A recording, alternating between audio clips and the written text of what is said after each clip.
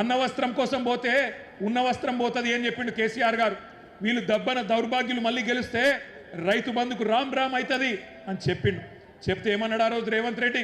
ఒకసారి ఆయన మాటలనే మీరు చూడండి. ఏమన్నాడు? మేమేమన్నా అవలగాలమా దివానగాళ్ళమా అని మాట్లాడిండు. ఒకసారి అది పెట్టండి. ఇప్పుడు తీసుకుంటే 10,000 వస్తుంది రైతు బంధు. కాంగ్రెస్ అధికారంలోకి వస్తే 15,000 వస్తుంది. ఎకరానికి 15,000 రూపాయల సంవత్సరానికి ఇచ్చేటట్టు ఒక గ్యారంటీని కూడా మనం ప్రకటించాం.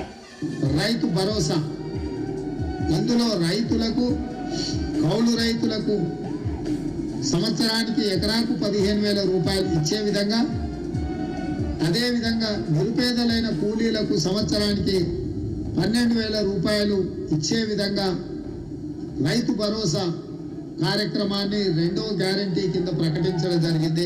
సో యజమానికి రావాల్సింది యజమానికి ఆయన ఖాతాలో పడుతుంది, కౌలు రైతుకు రావాల్సింది కౌలు రైతుకు వస్తుంది. భూమి లేని వాళ్ళు ఉపాధి హామీ కూలికి పోయేట వాళ్ళకు కూడా ఇందులో మేము మద్దతు పెట్టినాము. అంటే ఇప్పుడు అందరికి ఇస్తారు అంటే ఆల్మోస్ట్. అందుకే అంటే డబుల్ అవుతాయి.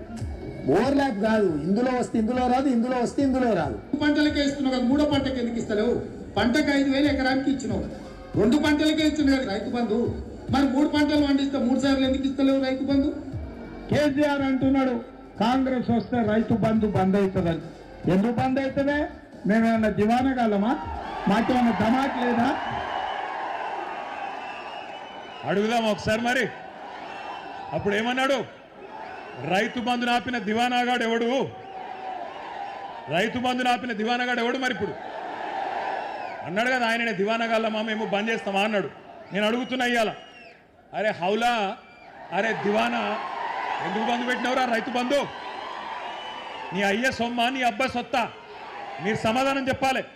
ఇవాళ 3 సార్లు రైతు బంధు ఎగ్గొట్టిన దివానాగాడు ఎవడు? ఎవడు? నేను పడతలేదు తమ్మి. రైతు బీమాను బొందబెట్టిన హౌలాగాడు ఎవడు? 2 లక్షల రుణమాఫీ చేయని దివానాగాడు ఎవడు? 500 బోనస్ ఎగ్గొట్టిన ధోకెబాజ్గాడు ఎవడు?